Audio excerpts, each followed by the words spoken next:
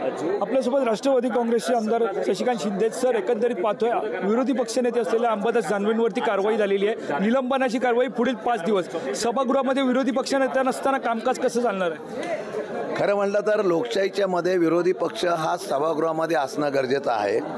काल झालेल्या घटनेच्या संदर्भामध्ये या बाबतीमध्ये अंबादास दानवेंना मी असेल किंवा बंटी पाटील असेल, आम्ही दोघांनी त्यांच्याशी आणि सभापती आणि सत्तारूढ पक्षाच्या लोकांची चर्चा करून यातून मार्ग काढण्याचा प्रयत्न केला होता आणि सभागृहामध्ये अंबाजी दानवेंनी आपलं मत मांडावं आणि दिलगिरी व्यक्त करण्याच्या संदर्भातली आम्ही विनंती पण केली होती।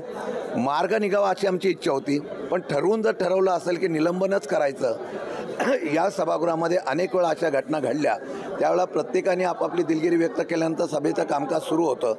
परंतु रेटून काम न्यायचं असेल म्हणून विरोधकाचा आवाज दाबण्यासाठी हे जर निलंबन झालं असेल असं माझं मत आहे। बरं, तुम्ही म्हणतात की माफी मागायची होती, मात्र ठरवले, मात्र आता 24 तास उलटत आहेत, त्यामुळे जर घटना घडली त्याच्यानंतरच माफी का ना मागितली असं सुद्धा प्रश्न तर निर्माण होतो। नाही, असं आहे की शेवटी माफी कुठं दालनातच मागायची असते ना, का दालनाच्या बाहेर मागायची असते? सभागृहामध्ये मागायची होती आणि सभागृहामध्ये कामकाज सकाळपासून चालतच नव्हतं आणि त्यांनी माफी मागावी, दिलगिरी व्यक्त करा, हा त्यांचा प्रश्न होता।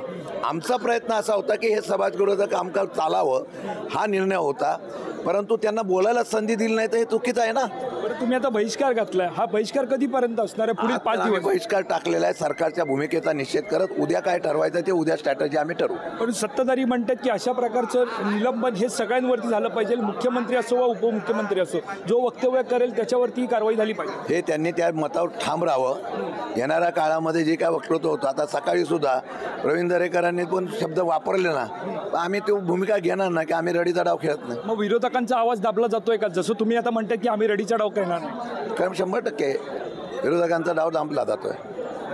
तर हे होते शशिकांत शिंदेने। आपण पाहतोय एकंदरीत कारवाई जी केली त्याच्यापूर्वी माफी मागणं हे ठरलेलं होतं, मात्र निलंबन हे ठरवल्यानुसार झालेलं असा सुद्धा आरोप त्यांनी केलेला। कॅमेरा पर्सन अवधेश कोरीसह मी वैभव पाटील, मुंबई।